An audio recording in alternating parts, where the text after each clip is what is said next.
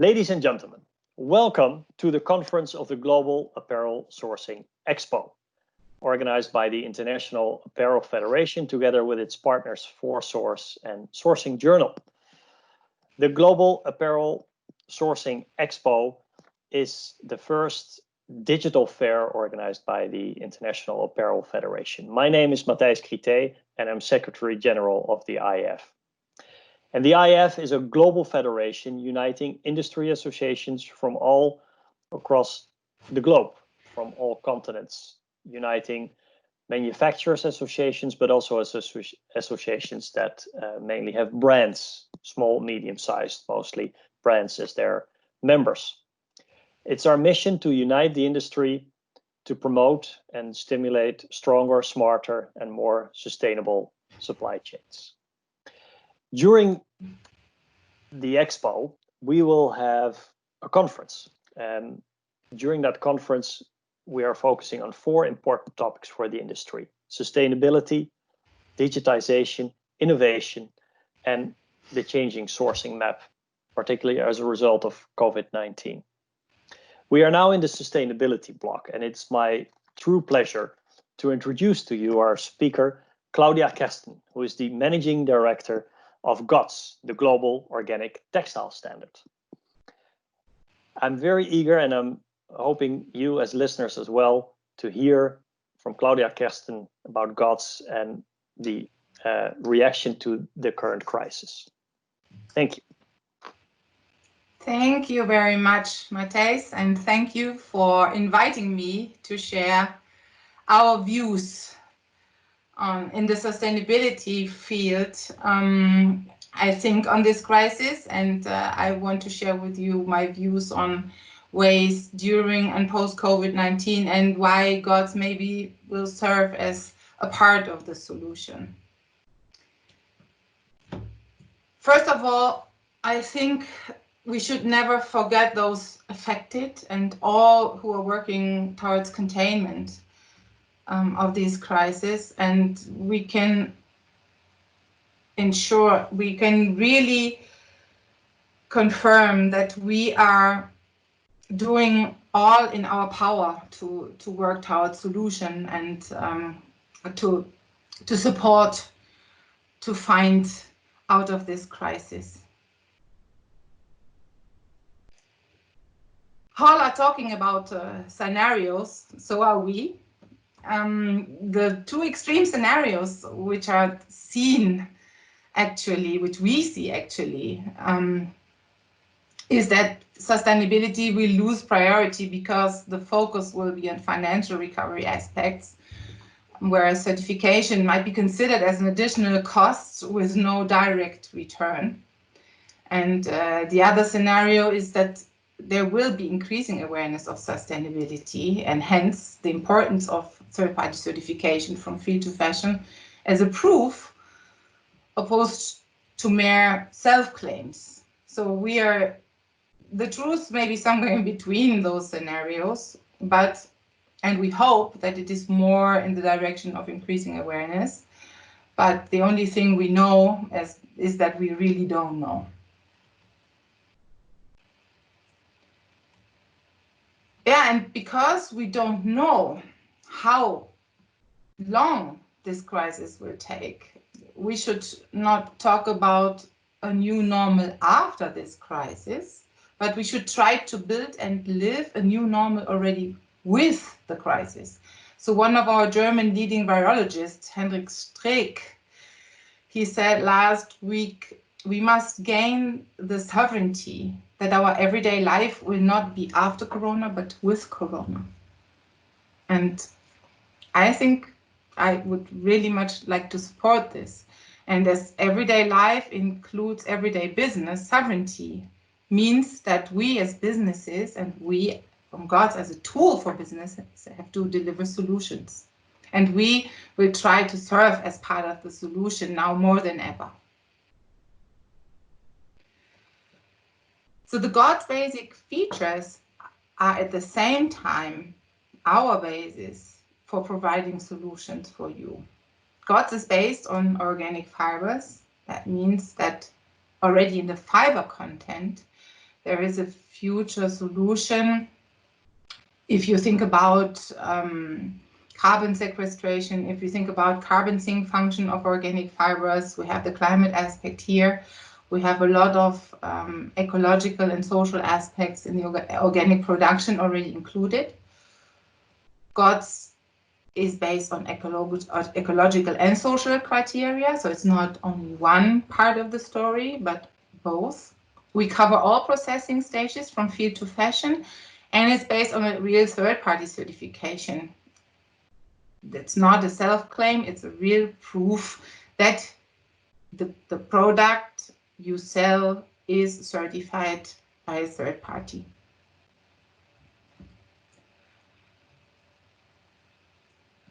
GOTS defines worldwide recognized requirements from field to fashion, which means really from harvesting of the raw material through the responsible spinning, weaving, knitting, wet processing, manufacturing, up to labeling, to give a credible assurance to the end consumer.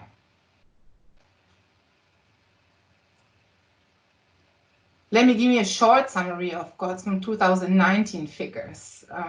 Already we have more than 7,700 facilities, which is a growth of 35% compared to 2018. And in 70 countries are working more than 3.1 million workers in GOTS certified facilities, which puts a lot of responsibility to us also to keep these good conditions for the workers. And 17 approved certification bodies are certifying all over the world. You see the growth in the last more than 10 years. From 27 we started, and we're now with this big figure in 2019. There is significant uncertainty on how the situation will develop because there is an extended period for recertification, and therefore it's actually not possible to foresee the numbers of certification short and middle term. And if you see the spread over the regions, you can imagine at least a short-term decrease, because the countries with the most certified facilities are India and Bangladesh and Turkey, and it is said that the pandemic peak has not been reached there yet. So let's come back to the solution part. After the COVID-19 outbreak, we immediately set up some measures as ad hoc solutions. The scope certificates, that is a certificate which proves that you are allowed and able to process under GOTS, that recently expired or that would expire in 2020, were given an extension of 3 months towards arranging recertification. The situation is still critical, and work and travel restrictions continuing around the world, so we concluded that this period needs to be further extended by additional 3 months. This does not mean that the scope certificate's validity also is extended, but only the period for the recertification. Secondly, we introduced virtual audits and recommend them wherever possible under certain conditions, and the CBs have guidelines, got guidelines from us how to conduct these virtual audits. We are in very close contact with our CBs to exchange experiences and get feedback from them how this works. We had to do a lot with data privacy issues, like recording people as a proof is not possible and so on. And it's also not possible for new wet processing units, for example, only if this wet processing unit was certified before. So there are strict rules that we can make sure that this audit is properly done and credible. Another excellent framework to design solutions are still the Sustainable Development Goals the international community agreed on, and GOTS helps to ensure compliance with each and every of the 17 goals. I will not read them all. You can download the brochure with the explanations from our website. In March 2020, GOTS version 6 was released, and it's part of the GOTS solution that GOTS undergoes revisions every 3 years, where all relevant international stakeholders contribute in a 1-year-long process, and which leads then to a new standard version. I just want to share some important changes with you. Regarding the environmental criteria, we introduced product stewardship and environmental health and safety requirements for approved chemical formulators. A newly released test protocol, ISO IWA 32 for GM screening of cotton, serves now as the recognized screening method of GMO presence. The new version of GOTS withdraws the relaxation of the additional regenerated and virgin synthetic fiber content for socks, leggings, and sportswear. This is where GOTS criteria became much stricter regarding synthetic fiber additional content. And additional product quality standards for color fastness and dimensional stability are mandatory now. This was required because there were some issues that the quality of organic fibers was questioned, and we wanted to make sure that this quality is kept and can compete with conventional products. Special new requirements for personal health care and very interesting food contact textiles, those little bags where you can put food in, they are reusable. This is all about technical improvements and new things that pop up and that will be taken in every revision. In the social criteria now, we included more dynamic elements. The certified entities will have to calculate the gap of actually paid wages to living wages. Of course, according to recognized calculation methods like the ANCA methodology or else. And the certified companies will be encouraged to work towards closing this gap. So they have to make a plan how to close this gap.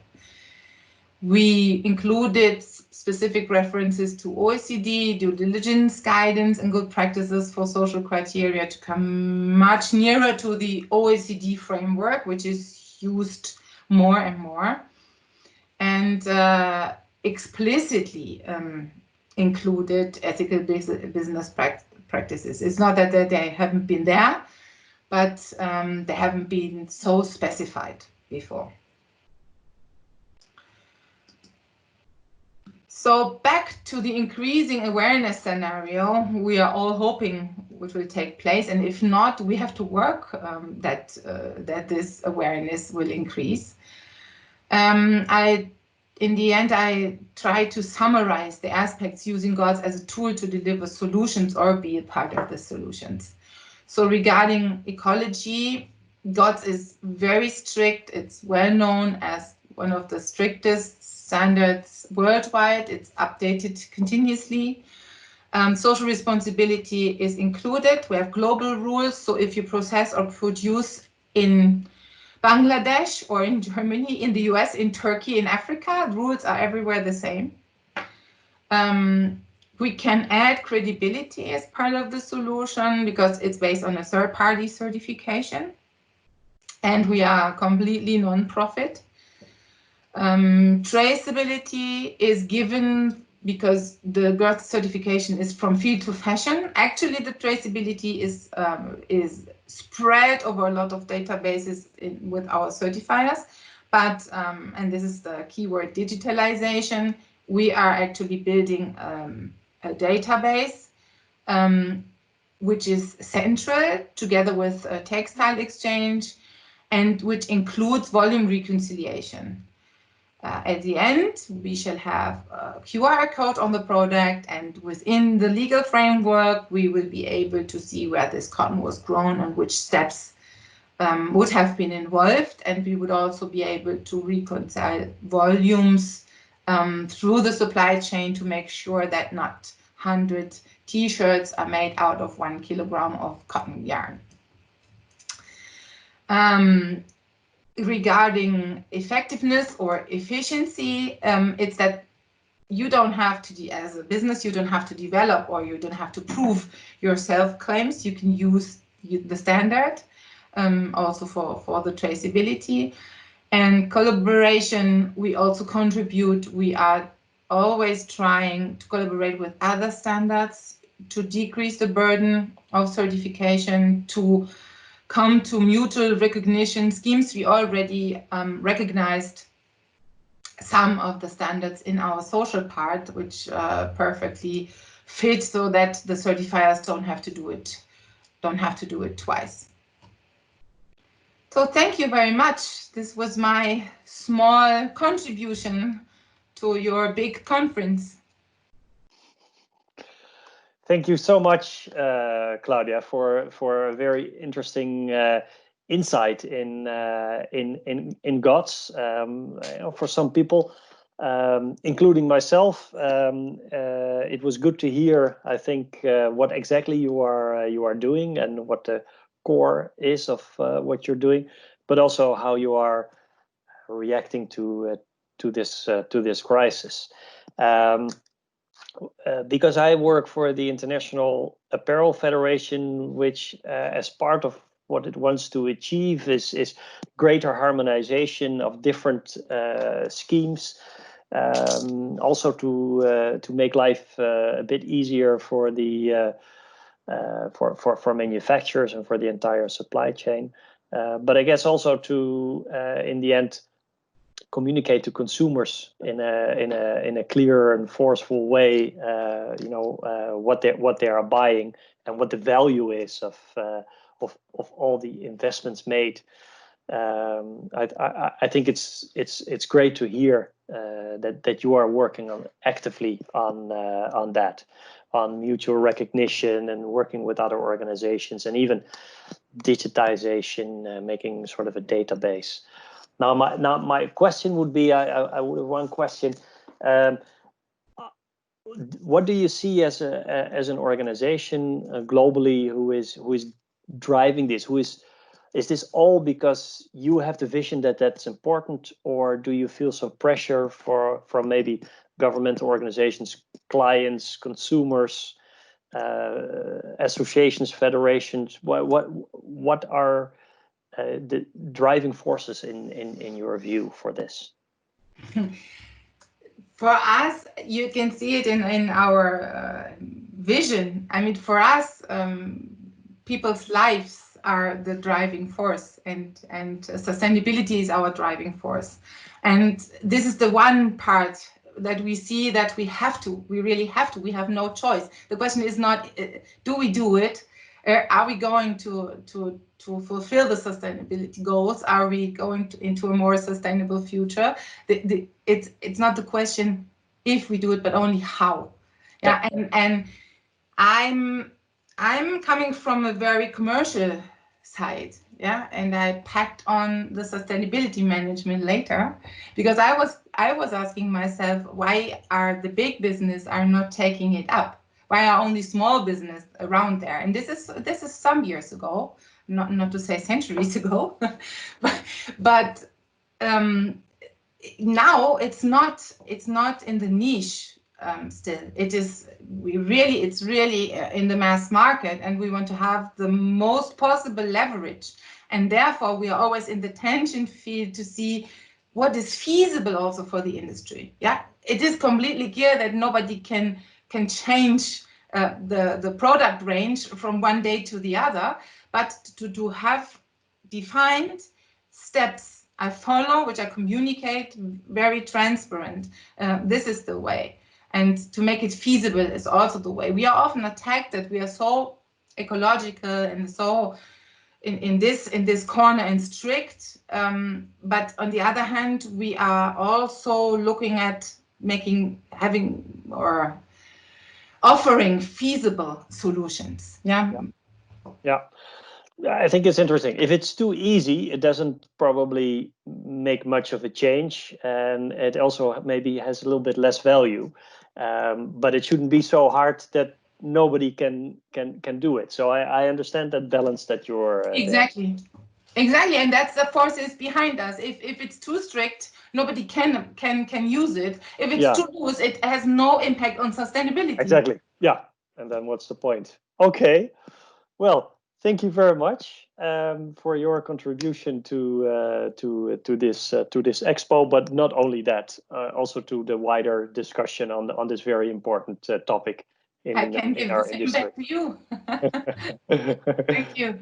Thank you very much.